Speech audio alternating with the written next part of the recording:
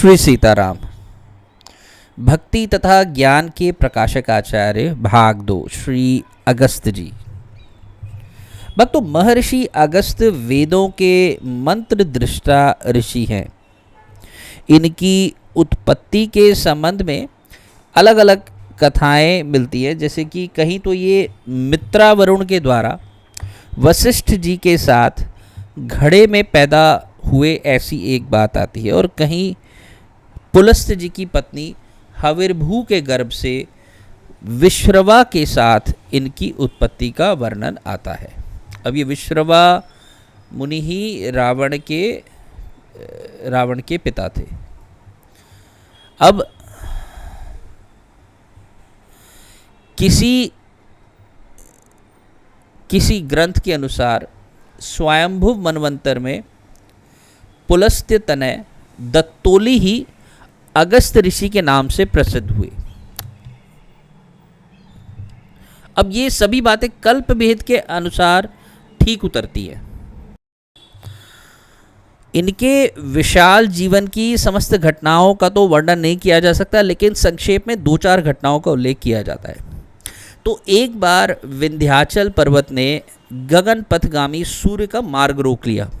विंध्याचल इतना ऊंचा हो गया कि सूर्य के आने जाने का स्थान रहा ही नहीं।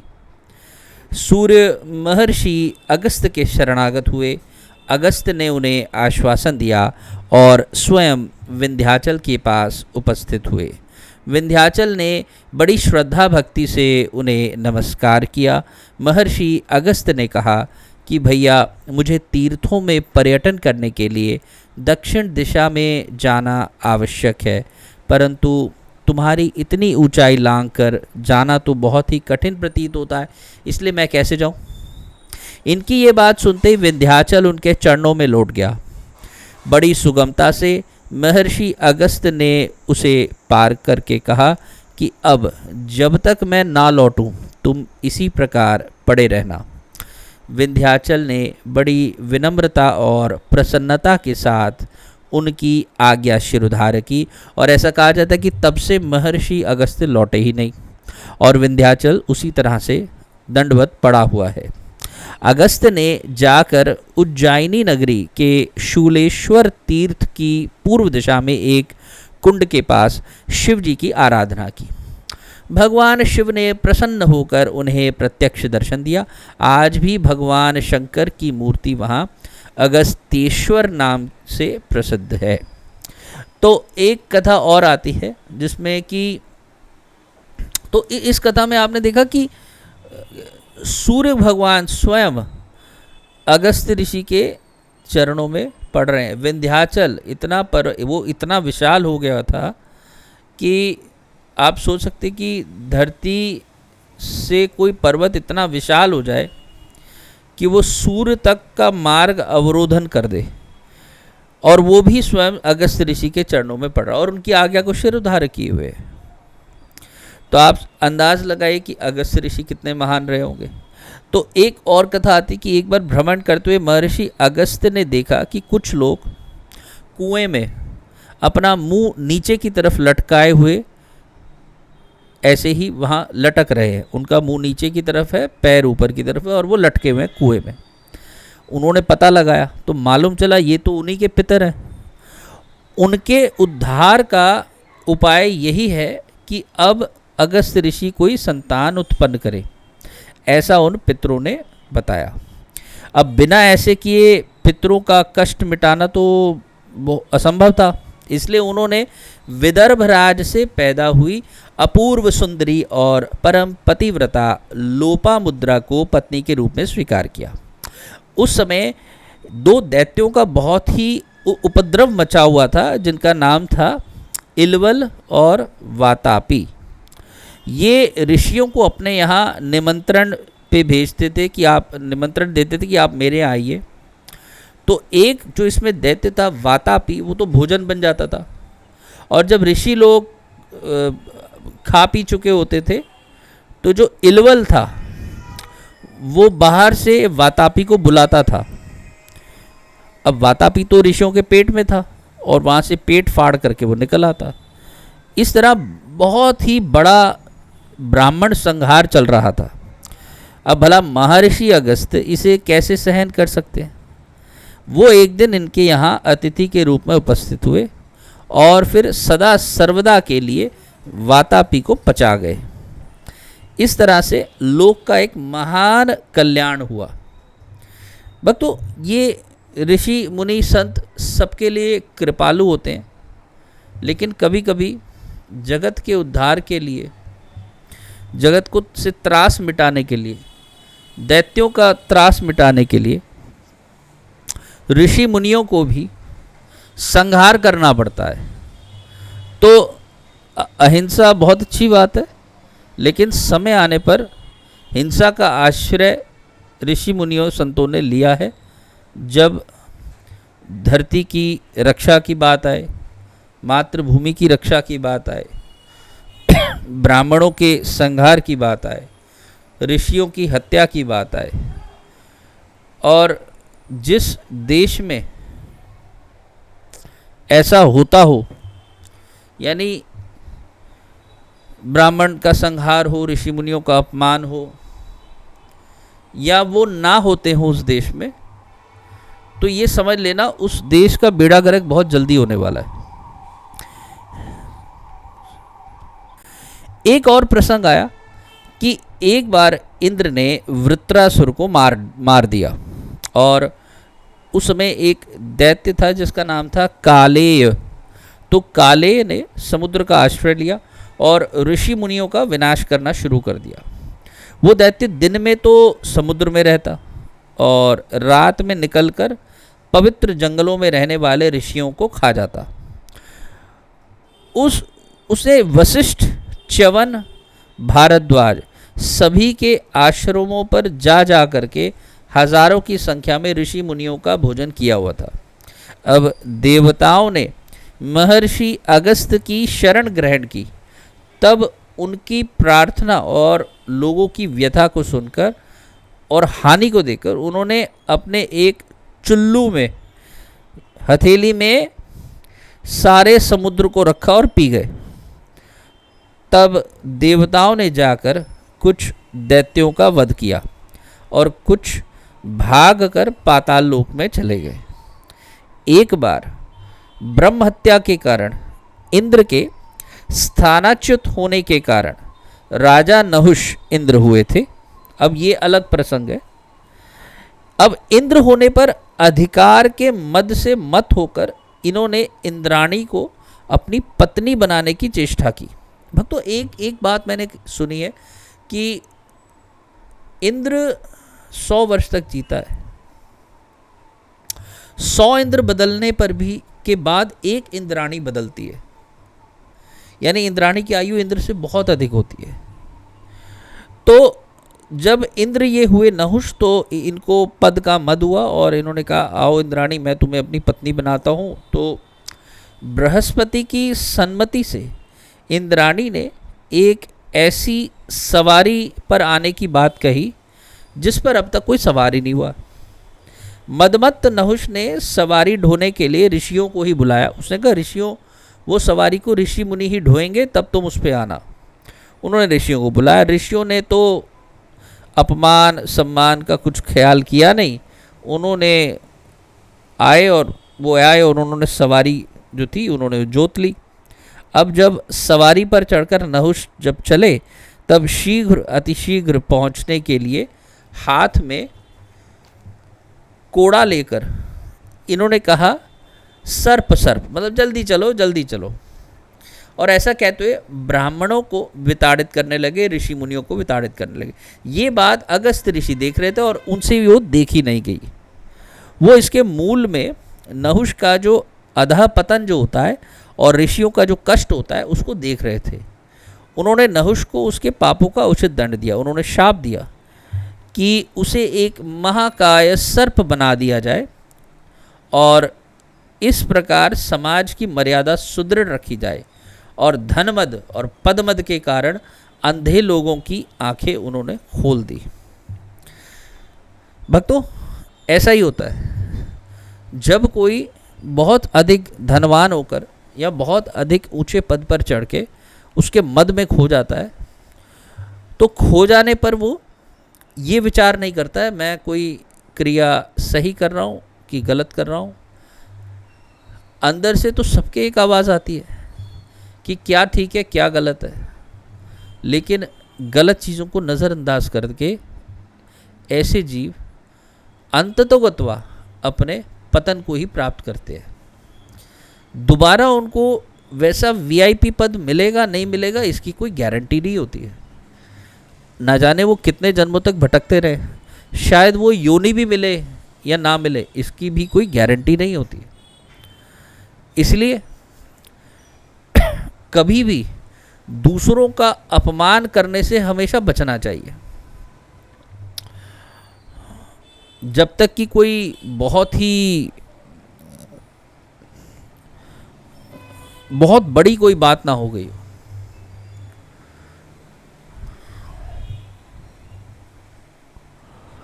विशेष करके ब्राह्मणों का, ऋषियों का, जिनका कोई कसूर ही नहीं होता है।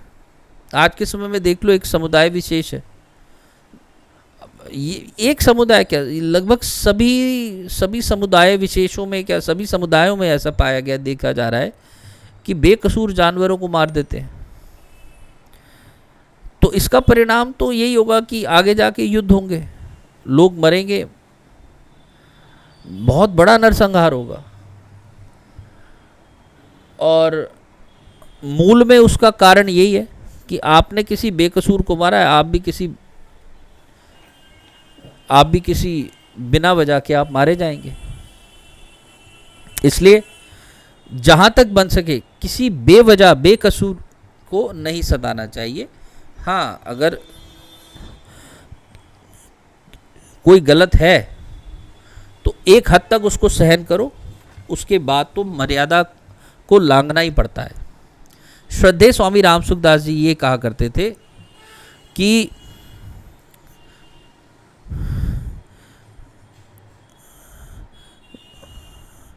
मृत्यु से भय नहीं लगना चाहिए, और जब शौर्य की बात आए, धरती की रक्षा की बात आए, दैत्यों को मारने की बात आए।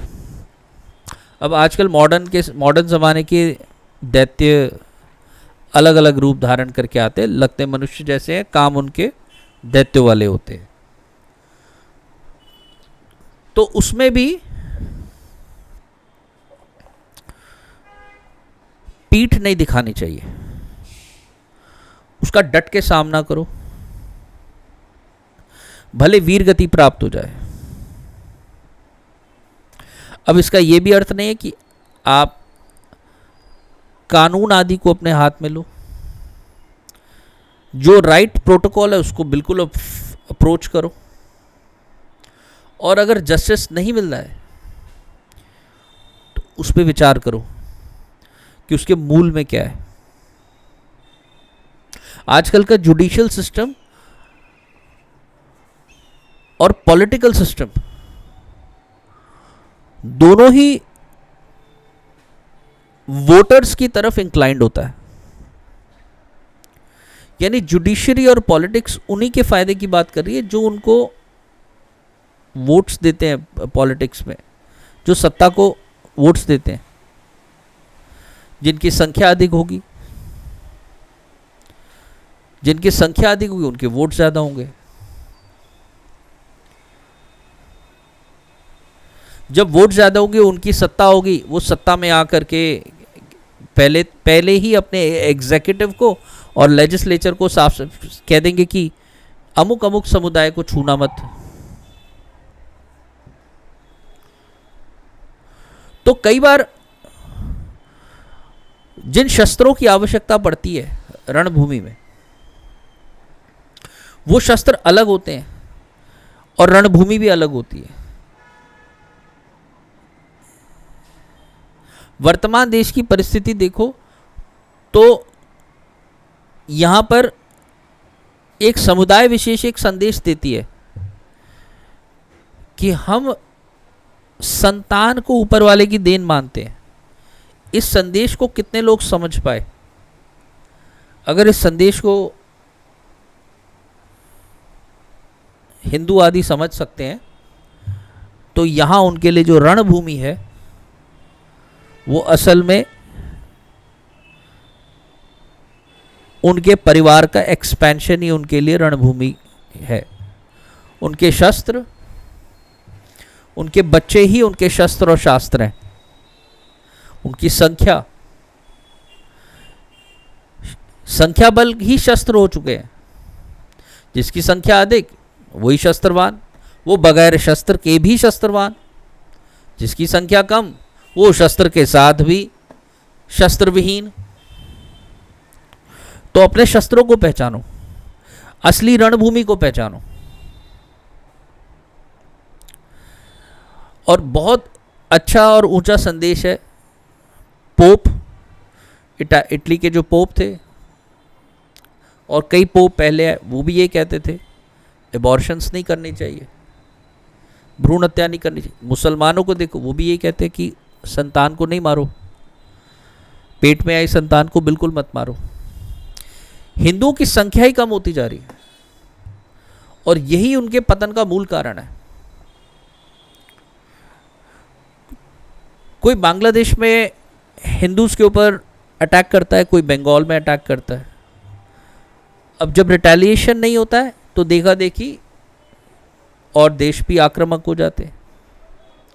कोई अपने देशों में अलग अलग कंट्रीज में देखता है कि ये तो रिस्पॉन्ड ही नहीं करते, इनको मारते रहो।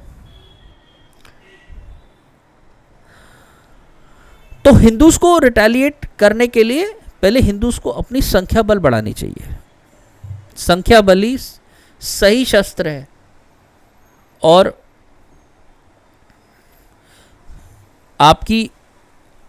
आपका जो परिवार जहाँ रहता है, जहाँ शस्त्र आदि हैं, वो अपने में ही वो क्षेत्र आपकी भूमि है जहाँ पर आपको विजय प्राप्त होती है, वही रण है। शॉर्ट में कहूँ तो प्रेम से जीतना है, लेकिन जीतना ज़रूर है। युद्ध तो करना ज़रूरी है, लेकिन प्रेम से जीतना है। यहाँ प्रेम का अर्थ ये भी नहीं है कि मैं किसी के पैर पकड़ूं, चरण पकड़ूं, मनाऊं उसको। आपस में प्रेम करना ही युद्ध जीतना है। हिंदूज को ये समझना होगा कि उनकी जनसंख्या बहुत बड़े लेवल पर गिरती जा रही है। हम दो हमारे दो के जो पोस्टर्स लगते हैं, हम दो हमारी एक का जो पोस्टर लगता है वो हिंदी में ही होता है। उसको जो कोई भी पढ़ लेता है वो हिंदी में ही पढ़ता है और उसको अपने दिमाग में उतार लेता है और उसको फॉलो करना ब्लाइंडली शुरू कर देता है। उस पोस्टर के अंदर लगी हुई फ़ोटोज़ में जो आदमी दिखता है उसके सर पे टोपी नहीं होती है। उस पोस्टर के अंदर जो स्त्री दिखती है उससे कोई बुर्का नहीं पहना होता है। उस पोस्टर के अंदर जो बच्चा होता है या बच्चियाँ होती हैं, उन्होंने भी ऐसे कोई समुदाय विशेष के कपड़े आदि नहीं पहने होते हैं। और ना ही वो पोस्टर हिंदी, उर्दू आदि में लिखा होता है। तो इसीलिए टारगेट पर आप लोग एक बड़े सॉफ्टली तरीके से, हिंदूज बड़े सॉफ्टली तरीके से टारगेट पर आते हैं कि कैसे हम इनके ब्रेन वॉश करके इनकी जनसंख्या घट जाए और इस समुदाय विशेष की जनसंख्या बढ़ जाए। उसके बाद वोटिंग सिस्टम के बाद धीरे धीरे एग्जीक्यूटिव में रिजर्वेशंस हमारी, फिर लेजिस्लेचर भी हमारा। तो इसलिए हमें जिन शस्त्रों को उठाने की बात की जा रही है वो शस्त्र सिर्फ बंदूकें, भाले, तलवारें नहीं है। वो उसमें उन शस्त्रों में ये भी आता है कि हमें अपने परिवार की वृद्धि करनी चाहिए।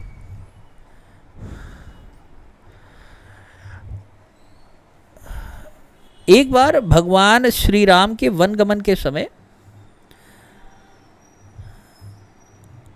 भगवान इनके आश्रम पर पधारे तो इन्होंने बड़ी ही श्रद्धा, भक्ति और प्रेम से उनका सत्कार किया और उनके दर्शन, उनका आलाप और संसर्ग से अपने ऋषि जीवन को इन्होंने सफल किया।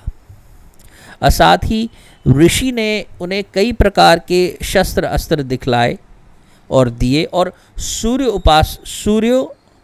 सूर्योपास्थान की पद्धति बताई।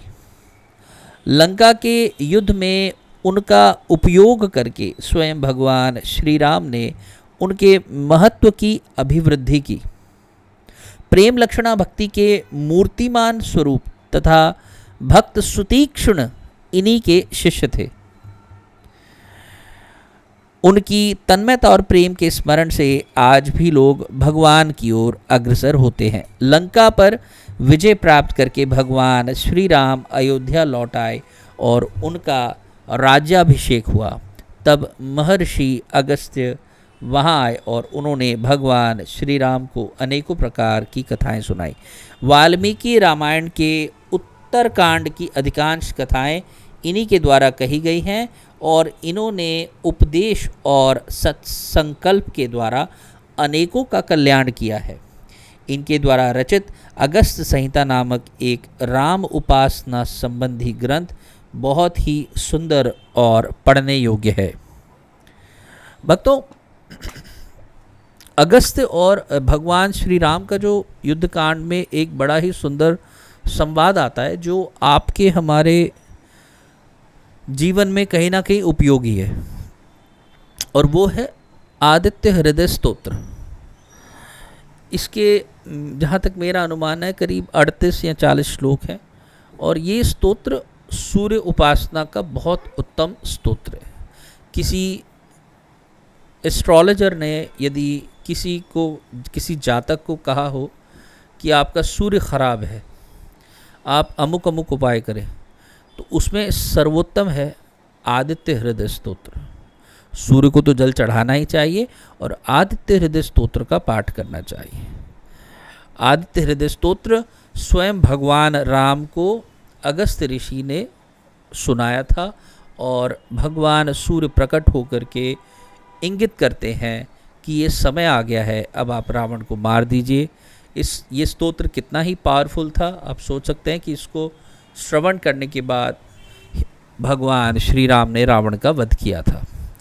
ये रामायण, वाल्मीकि रामायण के युद्ध कांड का स्तोत्र है।